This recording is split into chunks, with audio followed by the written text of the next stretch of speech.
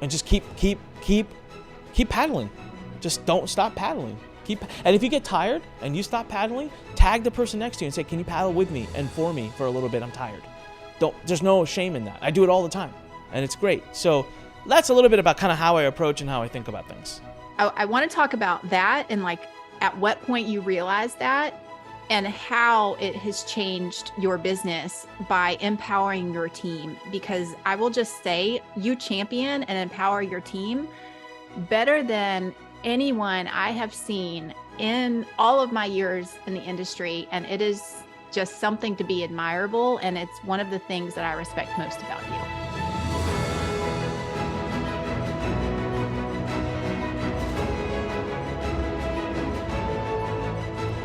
All right, today's episode is going to be a little strange. That's right, I am the guest on my own episode. So I've invited one of my now good friends, one of our board of expert members and a marketing extraordinaire. She's come on and she's going to interview me. I have no idea what she's going to ask me. I have not prepped. She has given me 0 clues.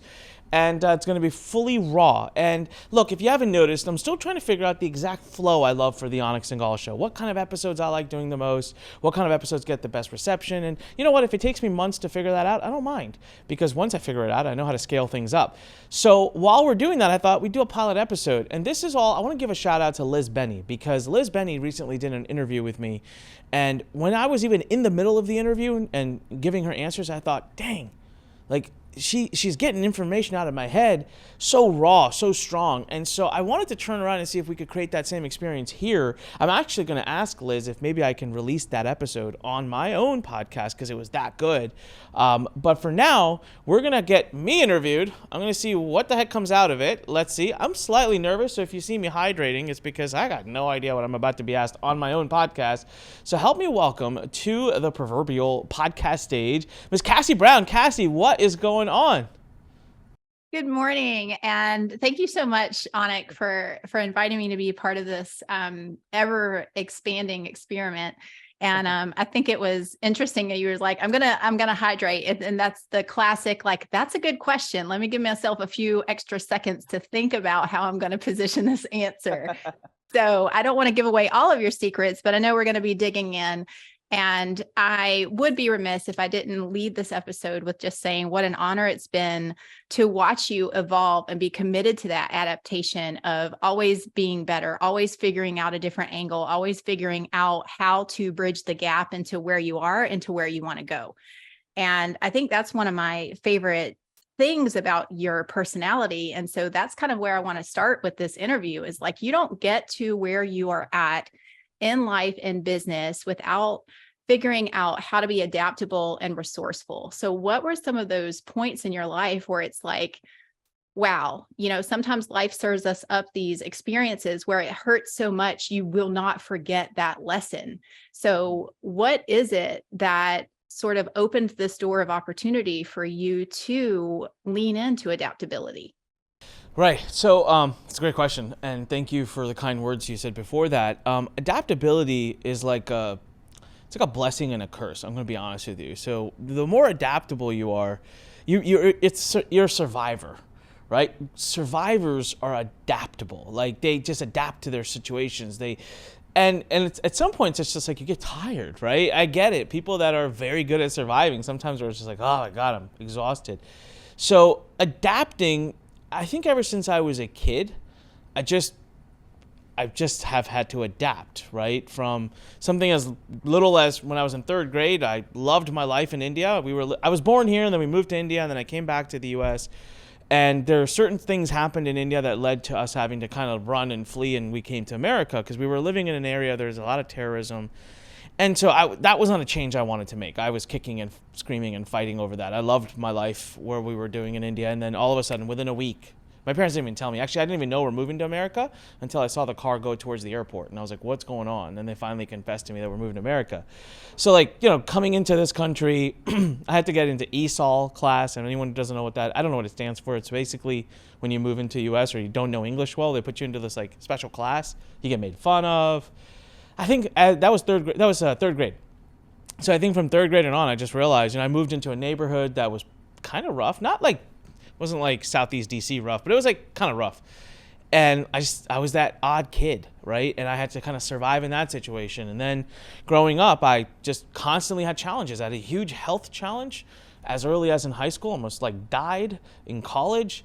And when I had my health issues in high school, it made me not go to school for a long time. I had to get homeschooled for a period of time.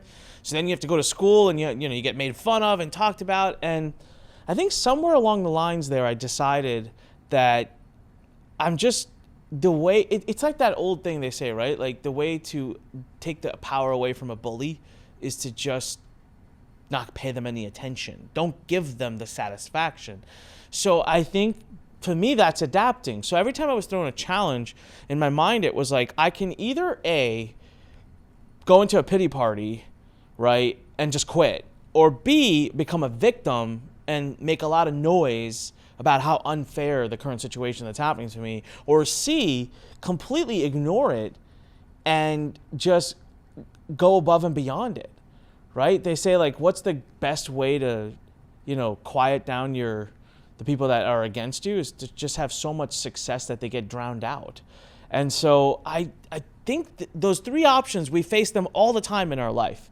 And so there's always something happening to us, at us, for us, against us. And the three options are literally the only three options. You either quit, you complain, or you ignore. And so I think for me, that's adapting. Ignoring and just moving past it has been adapting. I've had a illness that nearly killed me. I've been near bankruptcy twice. One was like really serious. I have dealt with legal issues that have been huge. I've dealt with things that many would say, and I can say, are unfair, that have been catastrophic almost. But gosh, I don't have the time to sit around and complain and cry about it. So I always say, this is something that was on my mind this morning, and you kind of lead into it. I talk about building within boundaries. And so to me, no matter how tight you make my boundaries, I will find a solution. I will find a way. And I actually think that's a really powerful message for anyone who's building a business to think about. When we're building a business, our boundaries are so wide. We're willing to do anything and everything and whatever and however and whenever and with whoever. And actually, that sucks. And that's probably a big reason why people fail. But as you get older and as life beats you up, as you mature as an entrepreneur, you start to tighten those boundaries, whether it be through experiences, whether it be through choices, whether it be through legal things. But your boundaries get to a point, and I'm loving it. It makes it harder to find solutions, but the solutions you find are more and more in alignment with who you want to be and who you are. And that's the season I'm living in right now, Cassie. I'm living in a season where I have tightened those boundaries to a level that is so tight, most people would call me crazy. But every solution I'm finding is so awesome because it's like nourishing me towards like the place I want to go. So that's adapting, right? So adapting is picking one of those three, quit, complain, or ignore, and then tightening those boundaries, letting the environment, whatever's happening to you, just let it happen. You function within those boundaries and you find a way to get out of it. And so that's been my mentality. I have a mentality of ownership. I believe I own and have responsibility over every part of my life. I never, ever feel like I am not in control. And so I think that's where my adaptation comes from.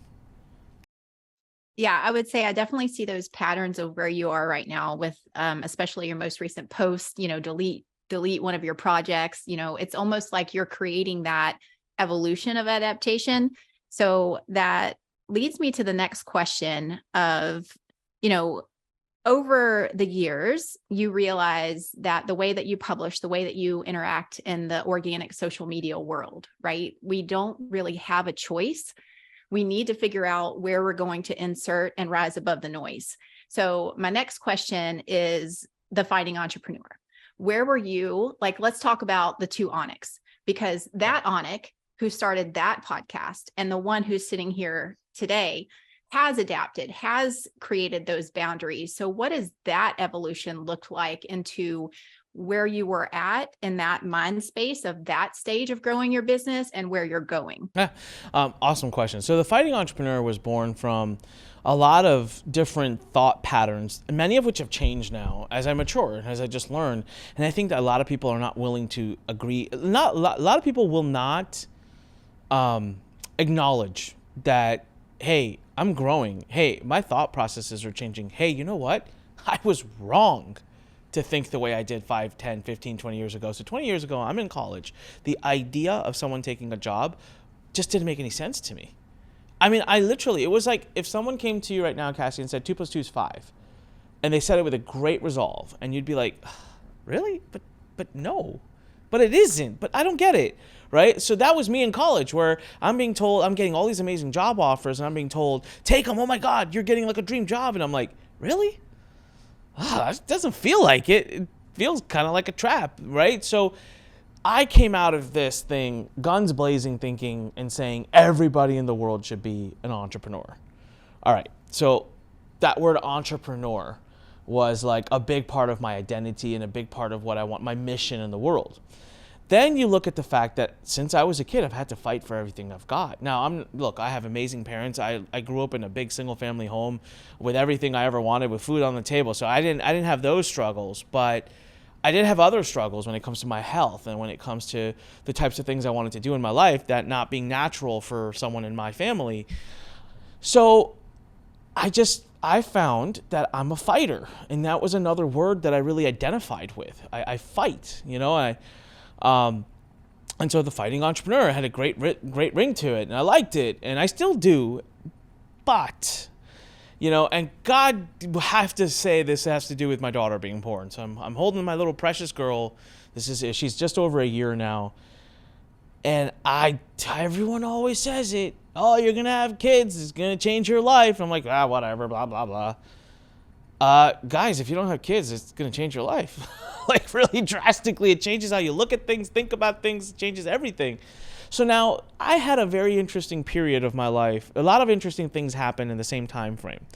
I don't talk a lot about it publicly. I will in the near future. I'll come out and talk a lot about what happened, but it was like one whammy after another. I mean, between big things happening at the company, we went from a high to a total low, to then I have my daughters born, and I want to spend all this time with her, to the point where I actually also reached major burnout last year. And then something big happens. It's legal issues, and so we had to deal with that. But I was already dealing with the burnout and everything, and I just, you know what, Cassie, once you've made a certain amount of money, it's just like it stops mattering to you. And that amount, by the way, everyone, is not that much. I mean, it's not like, once you've made hundreds of millions. No, it's really not that much. There's a point at which you're like, gosh, I love my life. I don't need more money. So I had all these like personal, just these things going on in my head last year. And one of the things I realized after having taught God knows how many hundreds of thousands of entrepreneurs worldwide, spoken on stages, written books that have sold, just talked to people, shook hands, and I came to a really hard realization, which rocked my identity. And that was, not everybody should be an entrepreneur. Heck, most people should not be an entrepreneur. It's a horrible thing for them to do. And I thought, wow, that's kind of my word. It's kind of like in the encyclopedia, if you look up entrepreneur, there should be a picture of Anik in it. And I was okay with it, though. I thought, well, that's all right. I gave it a good go, 20 years, trying to make that dream come true. And I made a great realization. Now I get to serve. I get to keep serving, right? And I can retract that message and actually talk about why I'm retracting it. And then the word fighting. And it's all of a sudden you hold a little baby girl in your arm and you're just like, I don't really want to fight anymore. Like, it's crazy. The things we say and do in our lives, we attract that. So I'm called a fighting entrepreneur. That's why I'm constantly having to fight. Like, I'm constantly having all these issues and challenges. And it's like, I don't really know if life should be about that. I was sitting down. I'll tell you, there's a young entrepreneur. He actually lives near my house, and he came to see me. This is during the pandemic. He actually came into my house. We sat down. I felt like an old wise man. And he's asking me some questions. And the first thing I looked at him, he's like, I want to do this. I want to do this. I want to do that. I want to do that. He's like 23 years old. And I looked at him and I said, can you not do any of that? And he's like, what do you mean? I'm like, man, you're not going to get these years back. You've got a lot of money. Go travel. Go. You just told me you haven't been able to play basketball with your friends for the last 3 weeks because you've been so busy. Go play basketball with your friends, bro.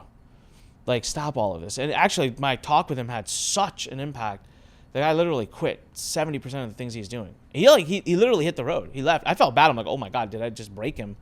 But he messaged me a few weeks ago, just a few weeks ago, and he was like, thank you so much for the best advice you've ever given me. He's like, I'm making way less money, that I have never been this excited and happy with life. And that is where it's like, he was fighting every day, and he just stopped fighting, and now he's just living life and loving it. So the word fighting for me, I don't want to completely give up on it, guys, because even right now, I'm in the fight for my life right now. Right? I'm not a quitter, so I'm not. But I'm just saying, there's a different way you can position it differently. You don't have to be a fight. It can be. It can just be you pivoting to a new opportunity, or you opening your horizons to something new. Like, just look at it a little bit differently. So I just decided it was time to put those two words away. They weren't going to be a part of my identity anymore. And the two words that I wanted to bring into the identity were experts and scale. Those are two things I love doing. Those are two people I love talking to. And that's where you're seeing this. I'm just becoming so obsessed now with building that community of experts that want to scale. And that's it. And I'm going to devote a long time to it. And I've told people in recent times, Cassie, I haven't talked about this a lot, but I've said, watch. The first 20 years of my life, I was just figuring things out. I don't have anyone to teach me business. I had to figure all these lessons out on my own. The next 20 years of my life, you're going to see me march towards my $1 billion net worth. And I'm going to do it with the experts. That's the market I'm going to do it in, because that's the market I love, I know, I cherish, and I'm going to build such a strong relationship in that market with everybody. And I'm going to serve that market so deeply that it'll happen on its own. And I'm only 6 months into it, and we've already seen such tidal waves. So identity changed. The fighting entrepreneur now has become Onyx and Gall, and I'm just different. I show up different, I behave different, I talk different, and I love it. And I go home every day at 5:15 to be with my little girl, and she fights with me, which is fun, but that's it. I'm not fighting the world anymore, right? I don't get upset. I don't carry grudges. I just don't have the time or energy for it. I'd rather just be happy and go do what I love to do. Yeah. All right. That was awesome. You said two words that really stuck out to me, and we're sort of going to sandwich them in the next question of the next series. So you mentioned burnout, but you also mentioned serving, right? And I think one of the things that I respect most about you, not only is what you touched on is your full ownership of where you've been and where you're going, but also the transparency and how you share that journey. And I don't know, I mean, I don't really speak in absolute terms, but I feel like anyone listening to this can immediately identify with burnout and also the commitment to serving. So keeping those two in mind, there's a danger if you take serving too far that contributes to burnout, but your vision also continually expands based on what you're committed to, taking ownership and seeing it through. And one of those things is expanding your market internationally, right? So what does the future of that look like? How are you managing that delicate balance, not only day by day, but you're literally looking at decades in the future? Yeah. So lots of great questions there. So let's talk about burnout, because it's something I've dealt with a lot. I get asked this a lot in the Expert Summit Facebook group and in other places. I'll get asked all the time. People are like, how the heck, are you the one posting? Are you the one responding to these comments? Like, have you outsourced it? Are you the one messaging? Like, if you're ever coming to the Expert Summit, the live event we do here, which is free, you're going to get a text from me. Like, that's me. That's not my assistant. That's me texting you. I'll tell you guys a little secret. To text 100 plus people that you're excited to see them, it takes like an hour. Okay, here's where burnout comes from. All right, I'm going to play this out. I'm going to act this out. So here's burnout, okay? I got so much going on. All right, I got to text 120 people. Okay. All right, here's what I'm going to do. I'm going to move this here. I'm going to move this here. Then I'm going to ask for this. And then I'm going to text 10 people a day. And over the next 12 days, I'll get to 120. I got to put a task here so I remember per day to text people. You're just creating all this baggage in your head, all this luggage that you got to lug around. You know, I use this analogy a lot because I used to travel to India all the time. I used to go 6 to 7 times a year. I had an office there. And I was the only person on the entire plane that had a backpack. I would go to India with a backpack, no checked-in luggage, no nothing. Now, why? I had an apartment there, and I had all my clothes and everything. I bought 2 of everything. I put it there. When I was doing that, people thought, "What are you doing? Like, why are you buying 2 of everything? This is ridiculous." I said, "Because I don't want all this luggage and baggage on me. Like, literally every 30 days, I'm going back and forth. I don't have time for this."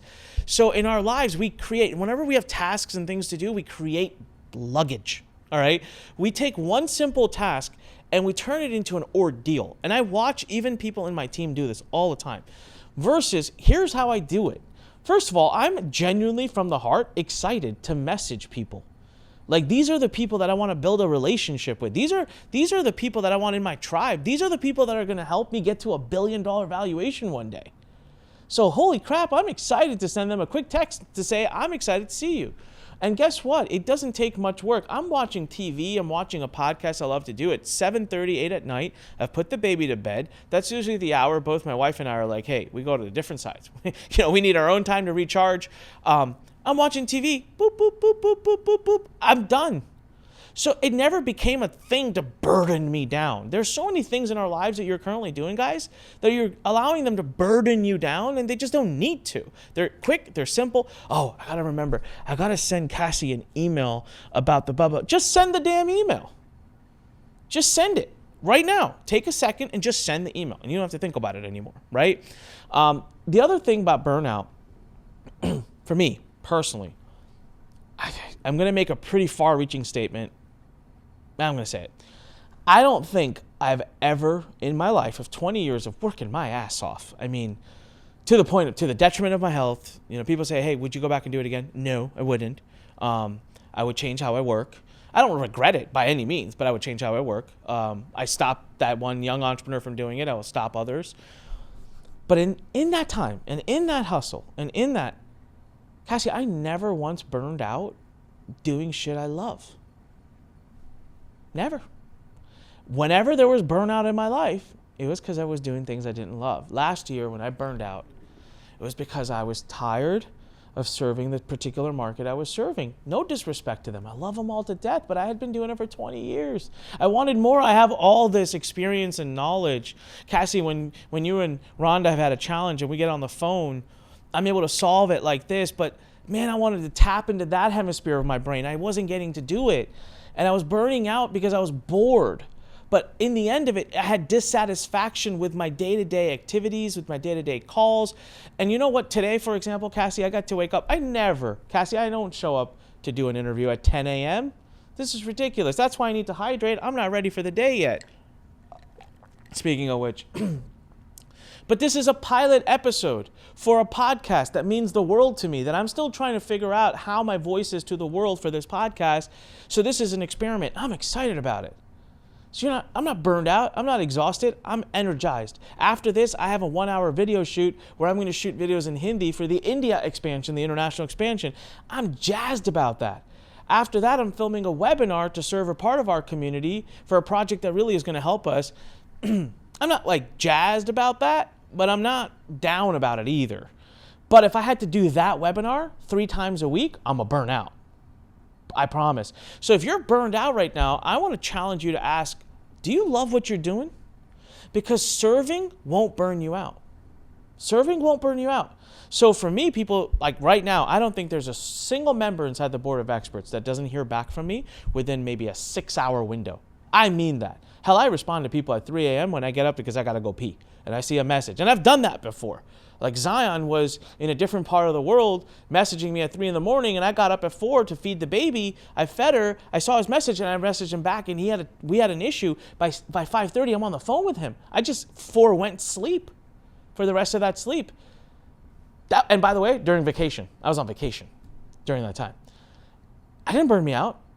That energized me. I was excited by it. So burnout, everybody, I'm telling you, 99% of if you're burned out, it's because you're doing something you just don't love.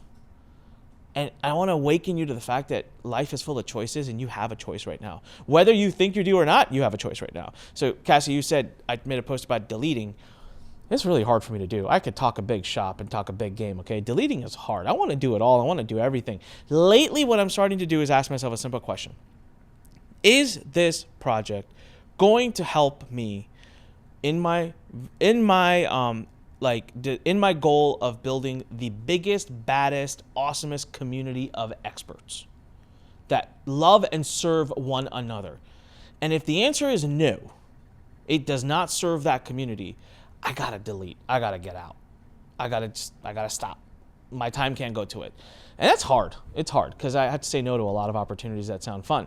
And to your last point, you asked me about international expansion. Every entrepreneur right now sitting in America, UK, Australia, New Zealand, Canada, you guys are so used to serving one another. Days are gone.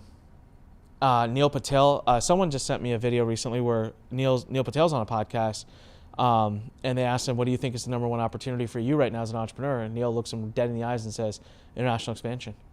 The rest of the world has come to a different place. We don't know it yet, but they are spending, they are hungry. And so for me, I love the Western markets. I pay about $50 to $70 a lead for the type of people I'm looking for in the Western market. Same lead cost me $3, $2 in India. All right. That's for my market. I'm looking for like an advanced type of market. In other markets, the same lead cost. So people will be like, yeah, but it's India or it's Philippines, it's Malaysia. They don't buy. Wake up. Times have changed since the pandemic. Yes, they do. And even if they don't, they don't buy as much. So look, Cassie, I'll do a webinar in US, sell $1,000 product, close 10%.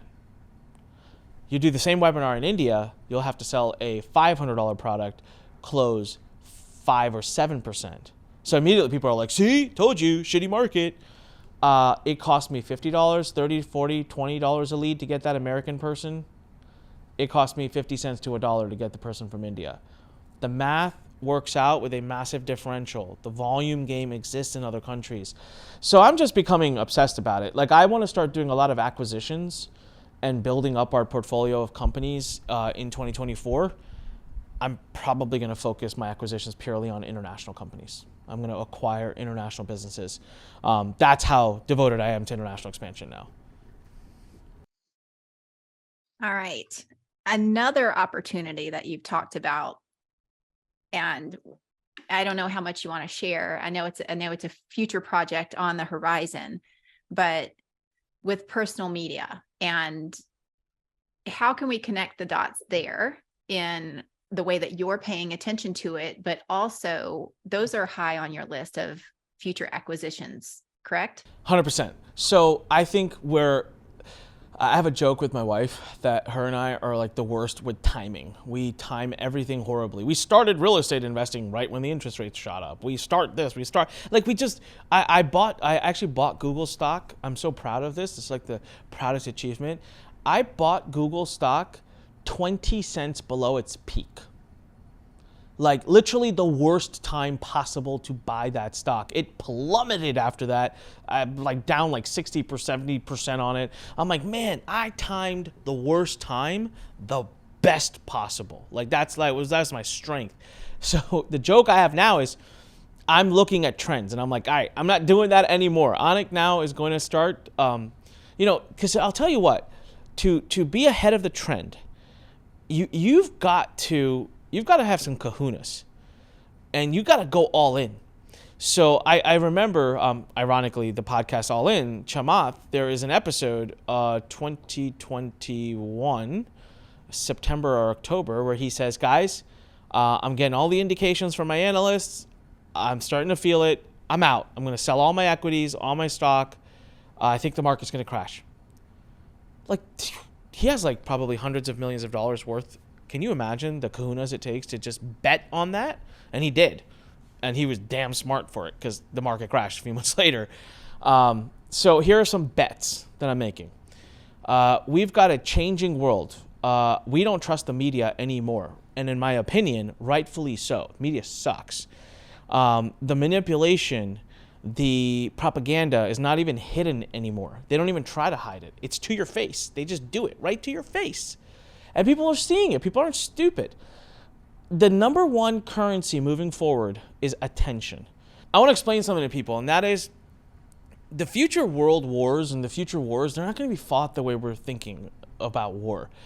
Dude, we're in an internet world. We're in a propaganda, in a mind manipulation. There's a reason the American government is so obsessing over TikTok, which to a degree I think is stupid because that data is available no matter what.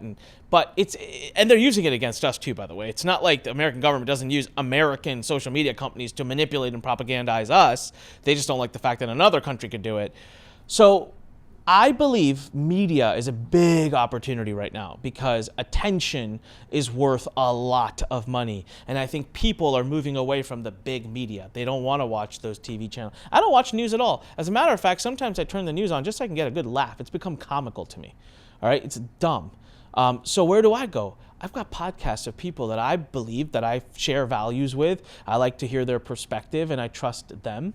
And so I think media is big. We'll be attacking it through through newsletters. I want to be able to build millions of subscribers between multiple newsletters. That'll give my ability as a CEO and owner of the company to contribute to the truth. But I'm going to end up building a lot of attention. That attention is going to be worth a lot of money. So yes, we're going to be gobbling up and buying up sites that have a lot of traffic, podcasts that get a lot of attention, newsletters that are getting a lot of attention. And so you will see companies, people, humans, everyone trying to buy attention. It's getting too expensive to do it one at a time from Facebook and Google. So we'll flip over to acquiring companies. So media, I think. And so I ask everybody in your business, how are you incorporating the value of your consumers' attention? And that is why community is so important. And that's why I said my road to $1 billion valuation as Onyx and Gall will be to build this community of experts that is just the best community of experts on the planet. So I'll have their attention, their love, their trust, and that's the game now moving forward. All right. So attention and love and trust. This is where I want to go next. Obviously you touched on sharing values and where you get your information from. And, with the personal media, you're seeing personality come into play, right? Oh. And the consistency of how you show up in every single day life. So I'd like to, if it's all right with you, just get a little bit personal with your personal values and the way that you operate. Obviously, family is really, really important with the way that you mentioned your baby girl. But how does your relationship, with your wife and with your father who lives with you and things like that? I feel like, and as an outsider looking in, that your values start at home and you live and eat and sleep and breathe those values right there with the people that you love. And it ripples out to the community that you're building with board of experts and beyond. So I'd like to kind of just give everybody a sneak peek on, who is Onyx as that person at home. Yeah, awesome question. And just quick correction, my dad doesn't live with us at all. I mean, they live about 10 minutes away. They're over all the time, but definitely don't live with us, not yet. And I think they will in the future, for sure, if you want to know about part of values.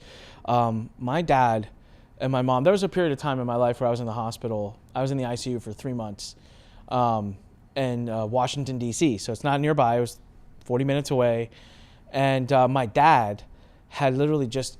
So I went into the hospital a week before he was switching jobs. He had been at his company for 25 years, I think. He got that gold Rolex watch, and he was going to retire from that company and go to the government and get a job. And so it was a big transition for him. And I get very ill a week before that, and I end up in the hospital. And my parents, I'll tell you, when I was in the hospital, my greatest wish when I was in that room was, can you guys leave me alone for like an hour or two? Just give me my me time. I'm a big on me time. I need a lot of alone time. I'm not very social. I'm introverted.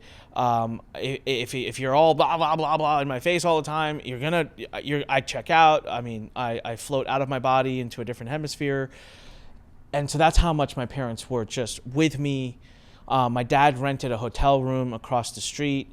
And my dad went and put a resignation notice in to the new job. So now he would be jobless, no job, and he was a sole income earning member of, and thank God for his job that said, "Are you crazy? This is ridiculous. It was actually something, it was a very, very strong moment of my life hearing this story. And I just recently had an opportunity to kind of pay it forward with that. So that job told my dad, you go be with your son for however long you need to be. We're here. You will get your salary. You will get paid. You will not get knocked on your time off. Family first. Go take care of him, and we trust that you'll come back when you can. My dad was with me for 2.5 months, and he went back to that job, and he did that job and retired out of it a couple years ago. Recently, one of our team members had a situation in which someone very close to her significant other basically, got cancer and was very ill. And I remember this story, and I looked at her and said, I don't want to see you at the office until this is all sorted. So you go do you. And I knew that could be months. And I said, paycheck will be there every 2 weeks, and you'll come back whenever you're ready. But do not miss this time. This is way more important than anything we got going on at work. So in my life, if you ask me my values, I don't know if this was what my values were a few years ago, but I can definitely say without a shadow of doubt, this is what my values are today.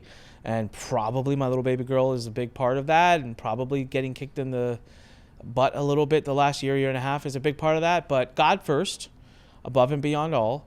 My prayer life was really bad. I just never got a chance to pray.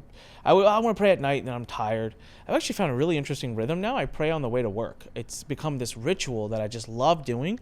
I never miss, and it's that time. So I have about 10 minutes between my house and reaching the office, and I can use it to listen to music, podcasts, or whatever. I just pray. I pray, and so that's become I don't miss that now. So, and I get a chance. That's usually early in the morning. So I'm start my day with God.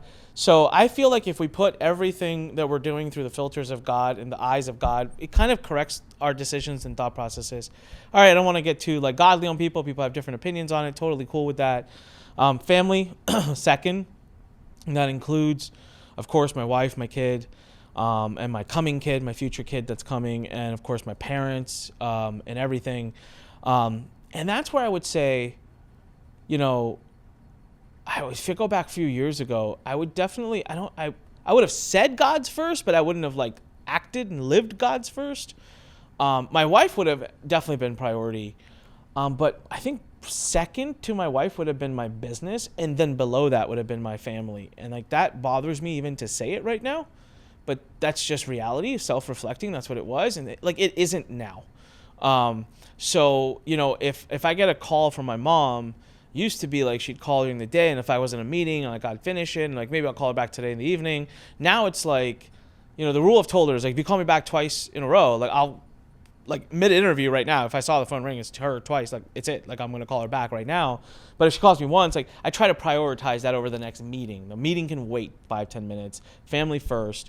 My family includes my nephews and Andrea's family and the extended family, and then right now, up until about a few months ago, so the way it worked, God, family, business, friends. I flipped that even more now. So it's God, family, friends, business.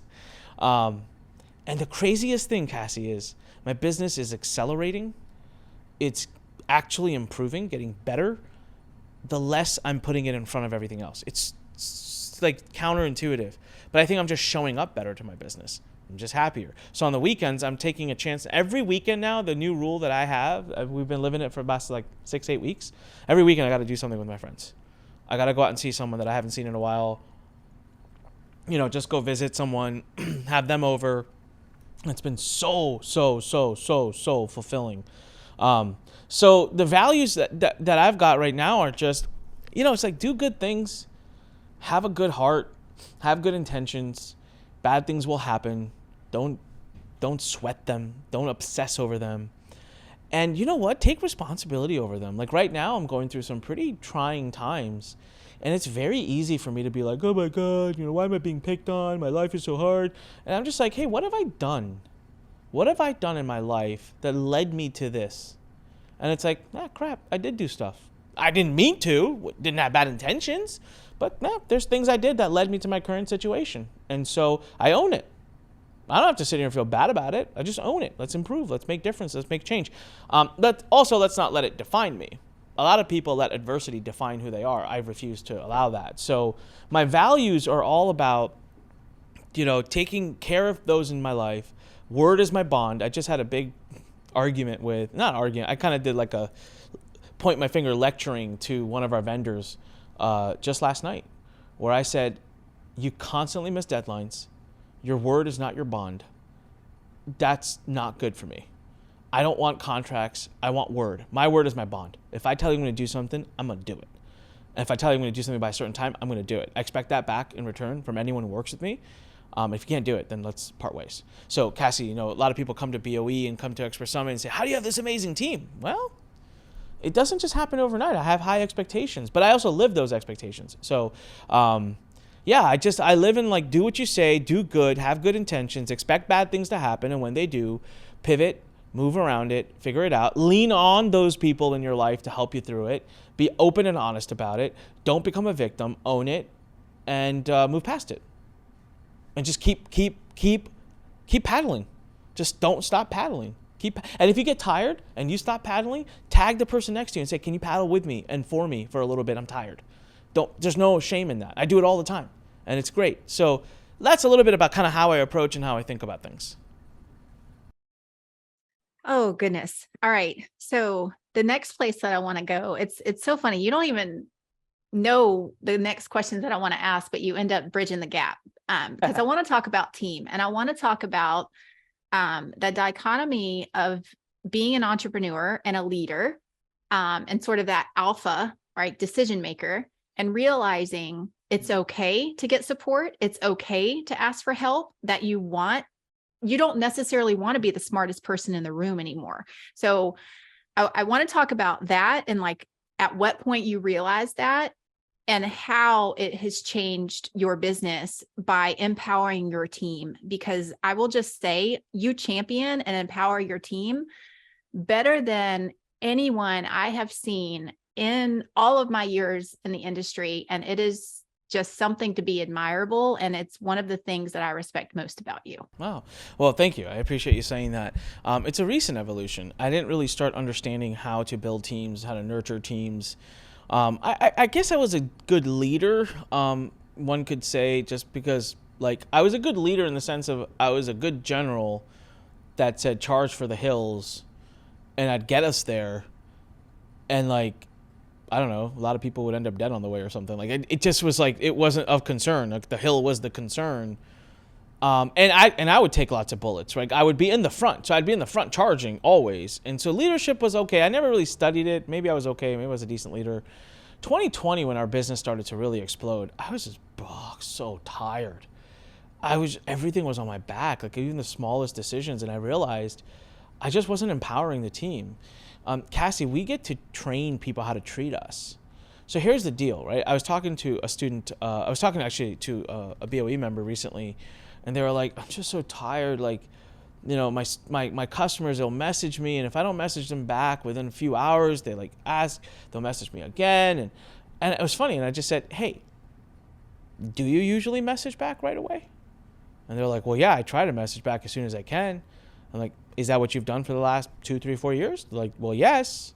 I'm like, so they're not actually wrong to message you a day later if you haven't responded.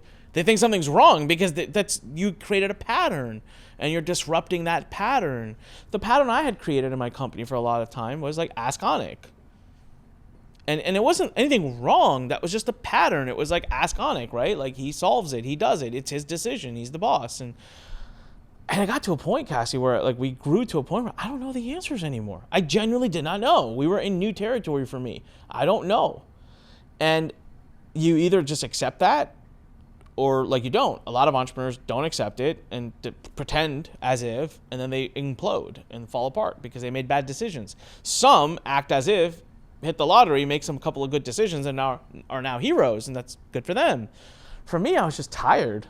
And I didn't know, so I thought, God, I'm hiring all these people, and I'm paying good money, or on some I'm saving money. But the problem I'm having is that I'm getting a lot of labor. I'm getting a lot of hands, good hands. I'm not getting a lot of minds. So I'm hitting decision fatigue. I mean, I get to the point sometimes, not anymore, but I used to be at the point where I'd go home and the wife would be like, what do you want for dinner? I'm like, ugh. I'm like, I don't know. It's just I can't make any more decisions, right? And this was a funny thing where we were planning our baby's 1-year birthday party and my wife took charge. And I was like, so you got this? And she's like, yeah. I was like, superb. And then she'd come to me and be like, I'm like, you said you got it. You got it. Like, I don't, like, I did one thing. I picked out her dress, and I'm damn proud of it because it was the cutest dress ever. And that was like the only thing I did, right? But I trust her. She does amazing stuff. She's really got an eye for design, and she doesn't need my opinion. I'm gonna mess things up. Like, you just do this. I'll support. Like I did the lifting, right? I did all like the building of things and all of that. Like, I'm there to help, but I'm not. So at work, it's the same thing. In 2020, I decided, hey, I'm going to start hiring brilliant minds, pay them a ton of money, and these are gonna be people that are smarter than me, that have done bigger things than me, that are gonna teach me, and I'm gonna have to just accept the fact that I need to step back and let them do what they do. It wasn't as easy as I just said. It took me about a year. Then, about the end of 2021, I came to a realization. I suck as a CEO. I suck at it. I don't like it. It's not fun, and I suck at it. I don't like implementing all these operational systems. Don't tell Rhonda I said that. It just doesn't speak to me. I live in anarchy. I perform better. I like the freedom of being able to message Cassie 12 hours before and say, do you want to do this quick test podcast episode? I don't want to have 17 processes to go through to get there. It's annoying to me. I don't want to do quarterly reviews. I don't want to help navigate the fact that Johnny's fighting with Susan and Johnny hate each other, and now we got to, make them go in different departments. It just doesn't fuel my creativity. It sounds like it's sucking the life out of me. You could probably tell from how passionate I am about how much I hate being a CEO. So I was just like, you know what? And then I'm looking at some other people on my team. I'm like, that guy loves it. He's so good at it. Like, he should be the CEO, right? And let me go off and do other things I love doing. Let me be the marketer. Let me be the trainer. Let me get on Zooms and hang out with really cool people and build those relationships. Let me fly to India and do an event and expand into the India market. Let me create new products, new this, new that. I love doing that. And so that was the end of 2021. I was like, all right, I'm going to start working on firing myself as a CEO. Almost did it. It was going to be the 2022 announcement in my birthday in June. It was going to be the announcement that I am now retiring as CEO. Some stuff happened that needed to, I changed my market completely, pivoted. It literally blew up my $40 million plus business. And I was like, I want to do a different direction. So, but I'm working on it now.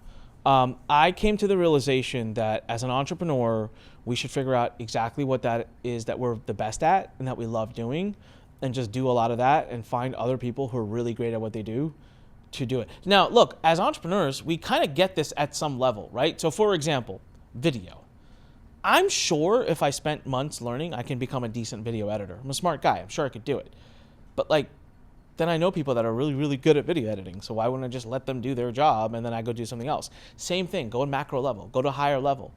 If you're really good at running a team and building operational processes and doing all of that, be a CEO. I'm not. So I'm going to go off and be the chairman and just go break opportunities and create messes. That's what I love doing. I'm going to create those. So I got really okay with that. And now I'm looking forward to firing myself here very soon as the CEO, and I can't wait for the day. Awesome. All right. So I know we're going into the final exchange here and wrapping up this episode. I need to check in with you. I'm having fun. I'm having a good time. How are you feeling about everything? Yeah, it's fun. I am, because I didn't know what you're going to ask. And so I'm giving really raw answers. I don't have time to prepare things. And I think it's, giving everyone an opportunity to get to know me a little bit better from perspectives of how I think about things and how I deal with challenges. And also, by the way, I think one of the things I've enjoyed in this podcast is, guess what, guys? I'm human and I have a lot of challenges and obstacles. I hit shit too. One of the things that I'm really getting fed up of now and so this is my message to those who are leading communities and those who are gurus. I see through it, man. People see through it. You can't just have all good days. You can't just have all good months. You can't just be always crushing it. And when you position and posture that way, you're right. It works initially. People come flocking to you and you're heroic. but you're building a house of cards, and that shit will collapse on you. And the first day that you have a challenge that's too big, that's very big, and you need help on, that community is going to be in shock when you come out to them asking for help, because you positioned yourself as Batman. I'm just not that way. I lean on my community. My community knows my good, my bad. And I think through this episode, I'm trying to express to people that, like, I go through challenges all the time. And I lean on my friends, colleagues, team members, and now even my board of expert members. I lean on them for support. And I do it with pride, and I do it with, like, excitement, because that's the whole point. It's, I built this board. It's not just for each other. They're my board too. So I get to call upon them for help when I need it as well. And so I think that was something that I thought was able to come out in this episode. And I hope that others really who are leading communities, like, gosh, when you keep expressing perfection, you're right. It is going to help you build a community faster. You will become Tom Cruise much quicker in your community. But man, when you face that really big challenge, they just won't be there for you. All right. So I'm actually going to give you a choice between which is the last question. So, one, you've shared a lot, and the underlying theme is that you have recognized and made peace and released your ego through everything that you've done. So we can talk about that, or we can talk about, and maybe it goes hand in hand. What is one of the biggest mistakes that you've made, but it's also either been a springboard to one of the greatest lessons, or, something that came back around as an opportunity that you received because you had a different perspective on it? Sure. Both can be answered. I'll answer the latter one first. The biggest mistake I made is a very simple one, and a lot of people listening right now are making it as I speak, and so I will implore you to stop. We all have these moments where we have a loud gut. It says, hey, do this. Or, even more importantly, it says, don't do this. And we somehow let logic and other calculations prevail. That's my biggest mistake. I had multiple red flags in my life that I've ignored, because I ignored that gut, it's gone on to cost me a ton. And a lot of pain. And I get to go back, and I remember distinctly those moments where I was like, why didn't I knew it. Why didn't I? And that will eat at you, right? Now, having said that, all of my great adversities have been launching pads for me. As a matter of fact, I've learned something. I was tracking this in my career, Kaci. This was so crazy. I've had twice in my life that I've almost gone bankrupt, that the business has almost fallen apart. I've been very public talking about one of them. The other one I've not been that public talking about. And here's the crazy thing. This is what the chart looks like. I was going up, something happens, I fell. I recovered, and I went up. And my peak the next time was double the peak it was before. And then I fell. And then I started going up again, and my peak the next time was double the peak. So, and every time I've fallen less badly as I fell the first time. So it's like the trajectory is moving in the right direction. So with all of my greatest adversities, I always end up unlocking huge potential because of the perception I have. Because the way I perceive that adversity is that this is a correction. Right? When we're in a car and we take the wrong turn, we're not freaked out because the navigation just simply reroutes us. We're still going to get to the destination. So for me, I review all of these moments in my life and these adversities and problems as simply I took a left when I was supposed to take a right, but the universe, if I continue to trust in it, right? You're in the car, that navigation unit, if you took a left when you're supposed to take a right and you turn it off because you're like, you're stupid, you're screwed. You don't know where to go. Now you're going to be left trying to figure it out. But if you trust that navigation like we do, and you trust it to reroute you, it'll still get you to your destination. And that's how I'm treating adversity. I still trust the plan, right? I still trust God. I still trust me. I still trust my team. We'll get to the destination. Your first question was letting go of ego. Kaci, that's just being humbled by life. I mean, honest to God, you get kicked around enough. You have enough challenges, enough problems. You just learn to let go of the ego. And you know what? It's so much easier. You get to function through the day and just be so much more peaceful and happy when you're not based off your ego, right now, someone could say something that's offensive to me, and I just go, like, all right, whatever. I just move on because it's just not important in the grand scheme of everything I'm working on right now. I've got this big mission, and your little pettiness over here is not going to bother me. So you let go. I think ego, I personally feel like entrepreneurs will only let go of ego in time as they kind of life happens to them. All right. Excellent answers. So at this point, I'll do a mini wrap up and totally pass the mic back to you to take us out on everything. I just want to thank you again, always, for your candor, your transparency. I hope everyone enjoyed the episode and just like really takes these lessons to heart, because it's the conversations really, there's trends, there's shiny objects, but it's the consistency of the conversations that you can find those little nuggets to get you through, because it's usually there's a message in there for everyone if they're still enough to see it and humble enough to accept it. So with that, I will pass it back to you. Thank you. I would just say it's been a really fun episode. So I don't even know what I said, and I'm kind of blanked out on it. I'll have to go back and watch it again, but I'd be curious to see people's feedback. So leave a comment, give us some feedback. Cassie, thank you so much for being here for last minute. I literally did everyone message her probably within a 12-hour window to say, hey, do you want to do this tomorrow? And she said, yeah, I'll be there. So it's been a lot of fun. I want to see how the community receives it. And as I always say, everybody, I'm here to help and serve in any way I possibly can. So Cassie, thank you very much. To all of our Board of Experts community for empowering and for inspiring me, thank you very much. To the rest of you, thank you very much. This is Onyx and Gall signing off. Remember, when life pushes you, stand straight, smile, and push it the heck back. Let us know how you feel about this episode, and more to come your way. You can check us out at onyxshow.com for all of our episodes. Talk to you guys later. Bye.